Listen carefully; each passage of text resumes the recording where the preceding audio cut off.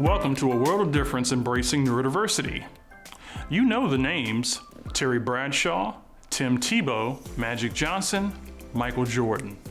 And you know the glory they achieved on the field and on the court. But what you might not know is that before all the glory, these athletes often struggle with navigating the neurotypical world as youngsters who learn and think differently. And the list goes on. Neurodivergent athletes have long excelled in professional sports. Yet, with the growing embrace of neurodiversity, more and more successful athletes who learn and think differently, including uber gymnast Simone Biles and the real Aquaman, Michael Phelps, are breaking records and barriers while boldly wearing their neurodivergence around their necks like an Olympic gold medal.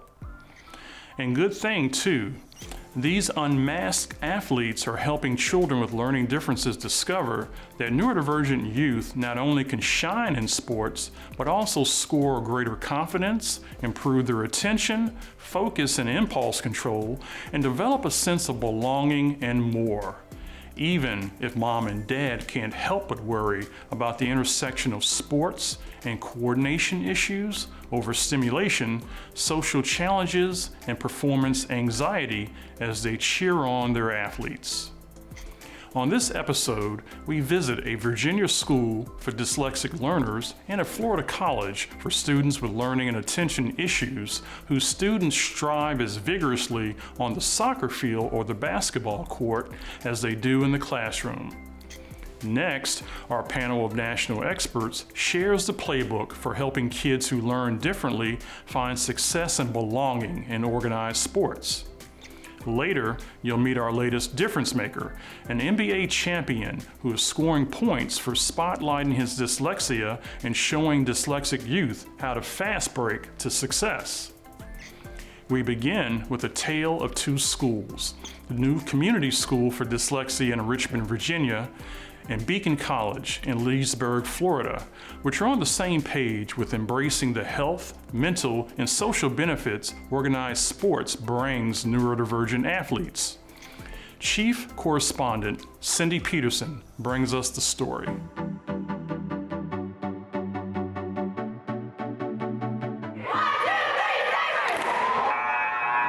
An often overlooked element to educating students with learning differences is athletics and fitness.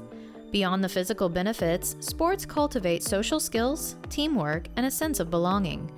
We stopped by the new community school in Richmond, Virginia, a school for students who are challenged by dyslexia and related learning differences, to find out more about why they've invested in a top-notch athletic and fitness program. We spent 10 years building a program that would best prepare them for college while keep working on their skills and advocacy skills, strengthening their strengths, and building out all the programs that the other independent schools here in town had. So they felt like we're a real school. When we got here, you didn't see a lot of sportswear with our sabers on it through town, but now you do. And I brought on Eric Gobble 9 years ago to build the health and wellness program and athletic program that these kids deserved. And now, this fall, we have 8 teams, just like a school across town with 500 students. We have 229 students. But our philosophy is, if you want to play a sport, we will make a team for you. The rates of things like anxiety and depression are so high across every school in the country. But we know that students at LD schools have often an even higher rate of those kinds of things. And so giving them the tools to handle those aspects, help them to be better people, and help them to be better students. As the students discover their athletic abilities, many are finding that the programs help build self-confidence and resilience in an inclusive environment that evens the playing field. I wasn't really looking to play volleyball, but then when I heard about our volleyball team and stuff, and the relationships that people made, I was so excited to start playing. I started athletics here, which helped me spread out and make new friends, people I wouldn't really talk to begin with. And that also helped me in the classroom to kind of voice more instead of sitting back. With ADHD, kids need a release of energy. They're always wanting to move, so Having sports at the end of the day gives them a time and place to go and release. People might think that they're different, and sports is a way for them to feel like they're in a group and feel normal. Overall, the addition of the athletic program has improved not only the student's experience, but ultimately aids in the development of the entire child inside and outside the classroom. Something that I love about the school now is the culture that we build.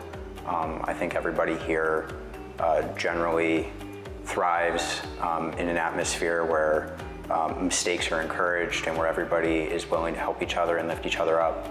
They take that confidence back to the classroom. They take that confidence to college and out into the world.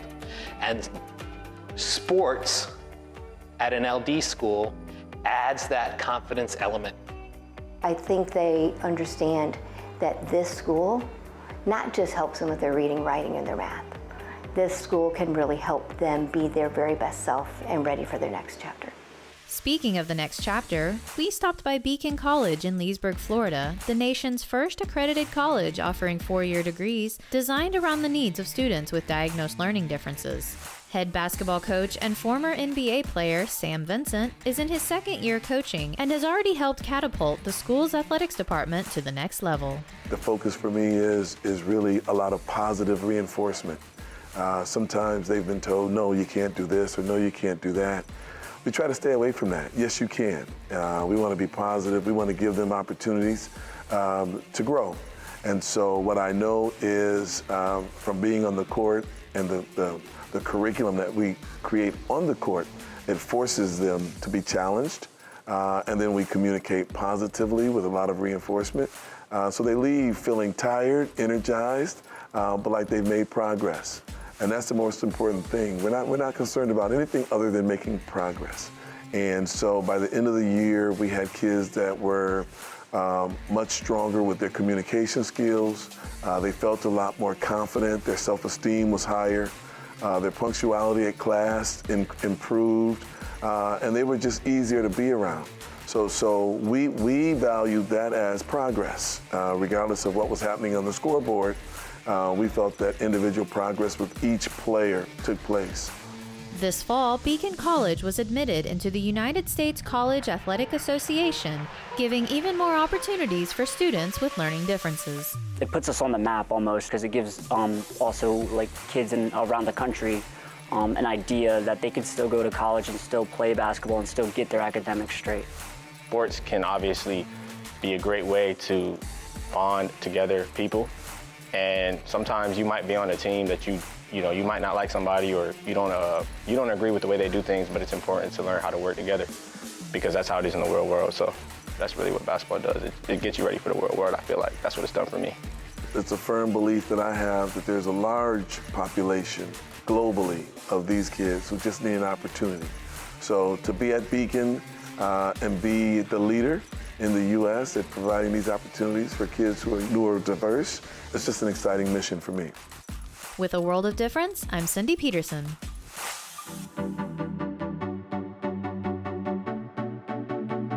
Thanks, Cindy. Next, let's meet our experts who share strategies for making sports beneficial for kids who learn differently.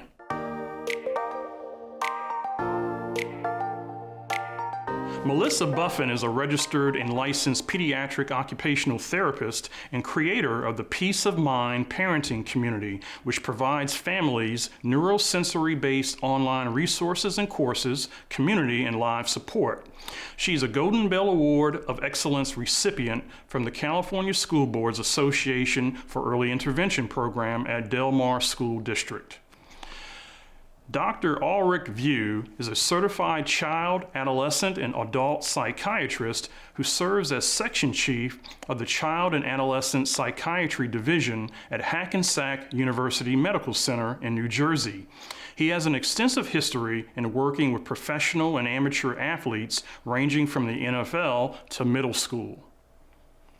Gabe Watson is Director of Fitness and Athletics at Beacon College in Leesburg, Florida, the nation's first accredited baccalaureate institution dedicated to educating neurodivergent students with learning and attention issues.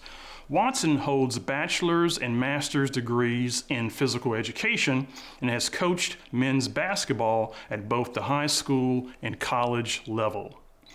And we're going to start our conversation with Melissa.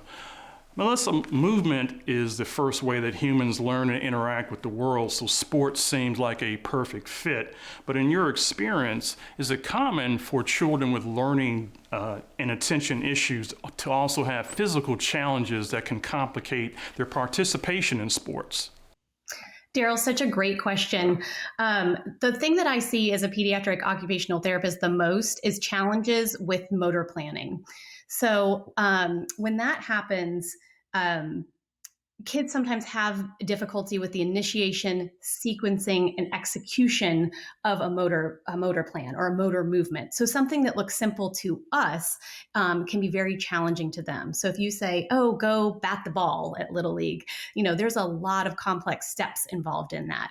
So different things that we work on are really using strategies like chunking skills. I know that's very, very clinical, but basically breaking it down into small pieces, allowing them to feel success, like walking up to the plate. Where do your feet go? Where do your hands go on the bat? That's a huge piece that you can practice. And as soon as we feel success with that, we can continue to build on it so that community-based sports aren't so overwhelming for kids that have motor planning challenges.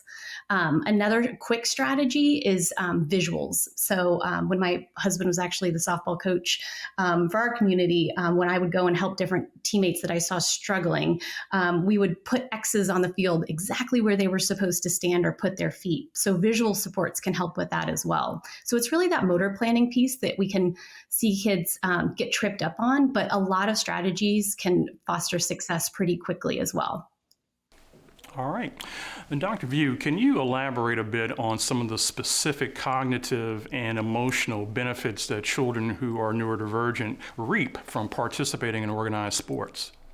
Thank you. And first, I think it's really important for us to kind of define what we're talking about when we talk about neurodivergent.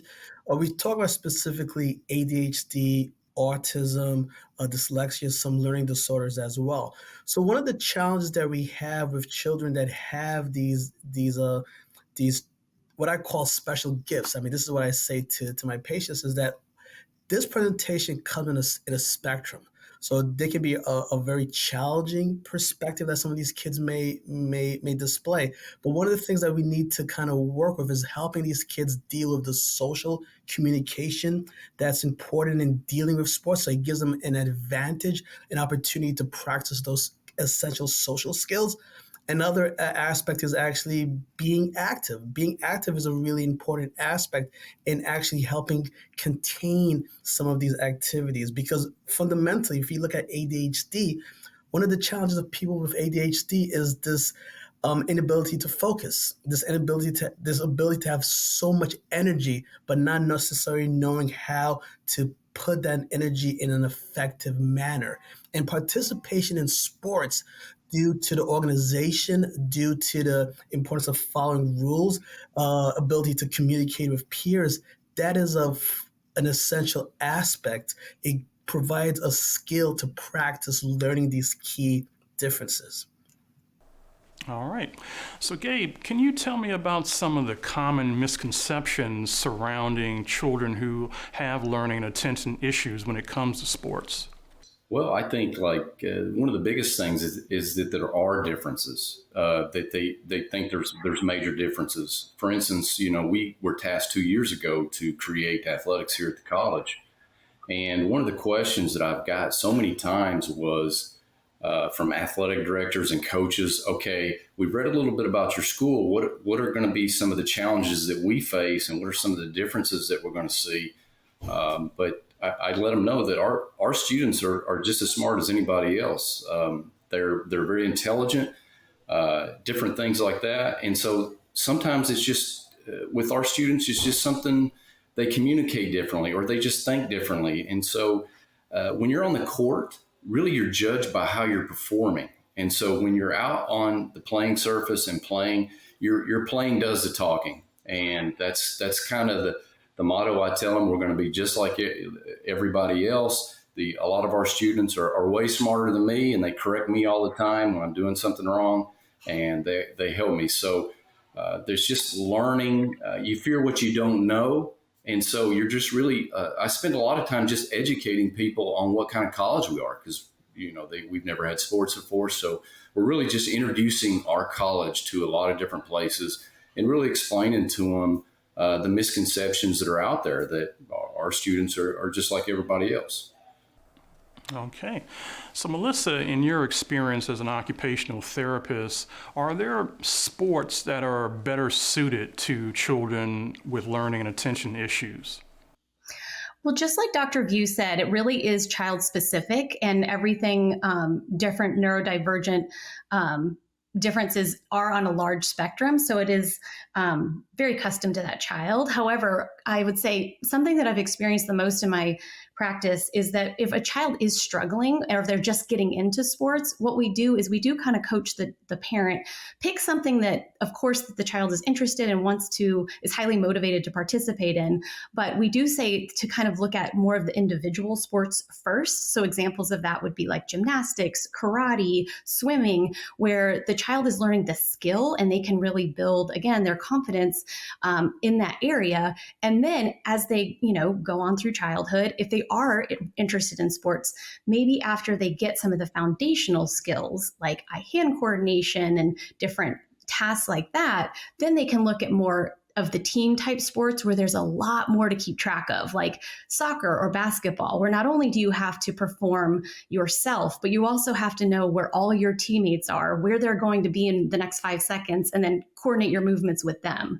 So we do coach parents on going from a more individualistic based sport, but still can be in a team, to more complex sports that have more skills going on simultaneously.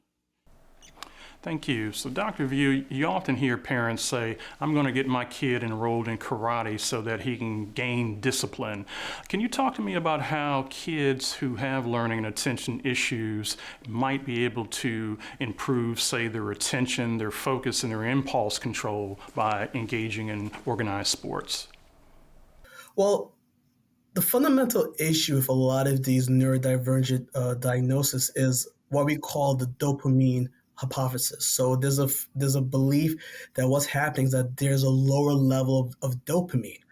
The thing about this with these neurotransmitters, when you are physically active, that actually increases these neurotransmitters. So it is not uncommon to see a child that has ADHD after they are participating in a sport, whether it's karate, whether it's running track, whether it's playing football, 2 to 3 hours after the sport, they're actually able to focus. So it just kind of goes back to that understanding of what is actually happening from a chemical perspective.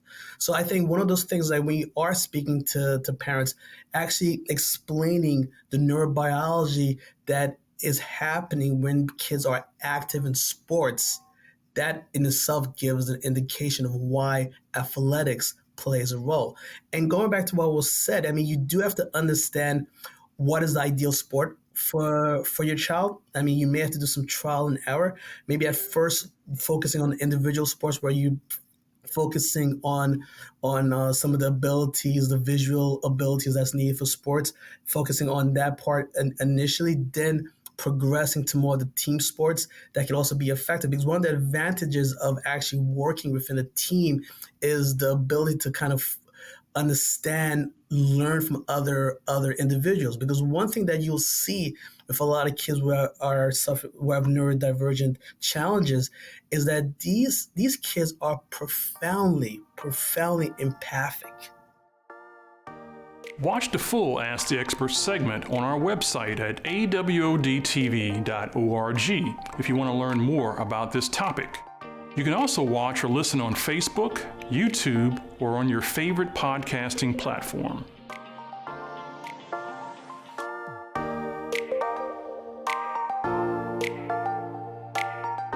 Next, let's meet our latest difference maker.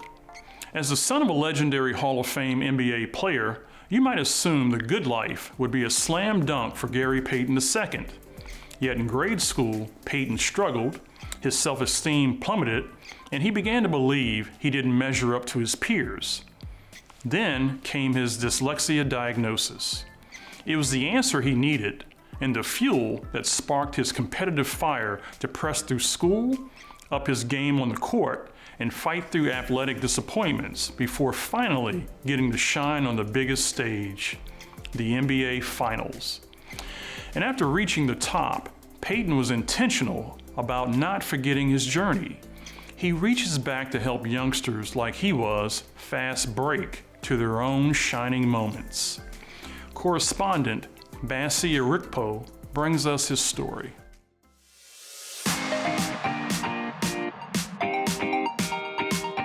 Gary Payton II is a warrior on and off the court.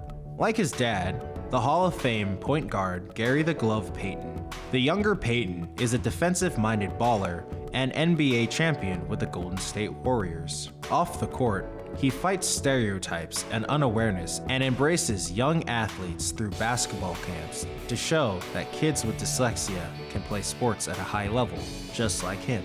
I was having trouble in classes, on tests. As I got older, my mom was reading something on the planes one time, and she came across dyslexic, and she was reading all the symptoms. So she got me tested for it, and she found out that I had dyslexia. As a child, Payton struggled with school and his confidence. He battled the confusion and frustration that came with having undiagnosed and untreated dyslexia. However, due to his grit and his family's support, he found success working diligently to achieve his goals and dreams. When he found out that he was dyslexic, I just told him that he had to learn different, and he shed a tear and he said that he didn't want to be dumb. And I told him, you're never going to be dumb, you're just going to have to learn different. I was just wondering why I learned different from everybody, and once I got older and I realized that it's okay to ask for help, I had no shame in it, and it actually helped me a long way down the road. After starting at Salt Lake Community College, Payton joined Oregon State University, where he earned the 2015 Pac-12 Defensive Player of the Year honors.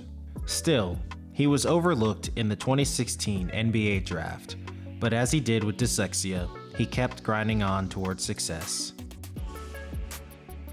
After short stints in the NBA G League with several NBA teams, Payton found a home in 2021 with the Warriors, helping the team to his first NBA championship.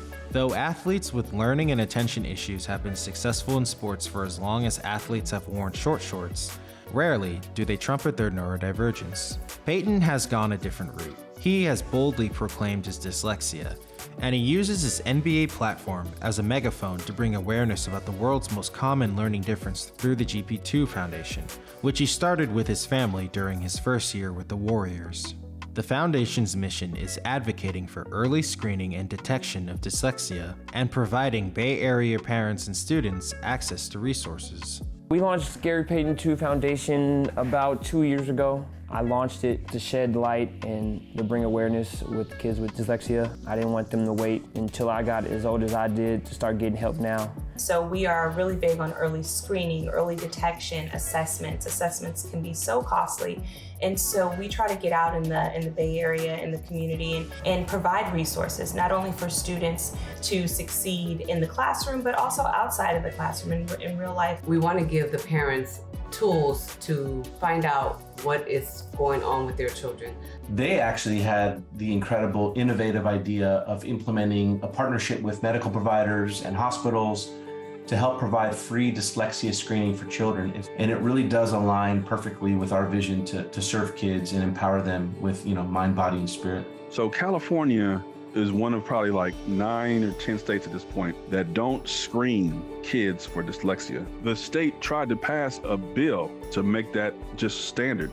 This is not something that people are putting on the Wheaties box of marketing, but he was out there on the steps of City Hall in San Francisco, speaking about it, talking to kids, talking to people. I was like, wow.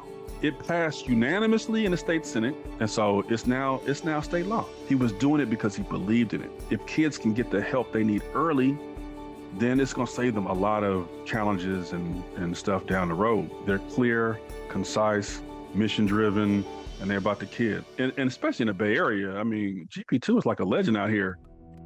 For individuals navigating dyslexia as Payton is, He offers these tactics from his playbook.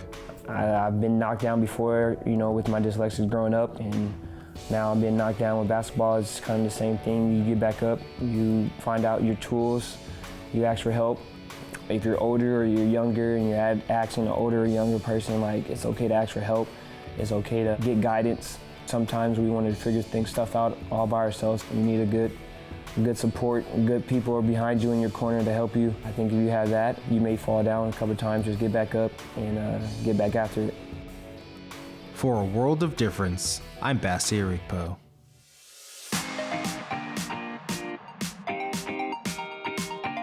Thanks, Bassi, and congratulations, Gary Payton II, for making a difference. And that does it for this edition of A World of Difference Embracing Neurodiversity. I'm Daryl Owens. I'll see you back here next time. You can watch episodes of A World of Difference on the Beacon College Facebook and YouTube channels and on the show's website, awodtv.org. The website also provides tip sheets and other resources for your parenting journey. You can watch the show from the PBS app available on your favorite streaming device, and you can listen on your favorite podcasting platform. Thank you for watching and supporting A World of Difference.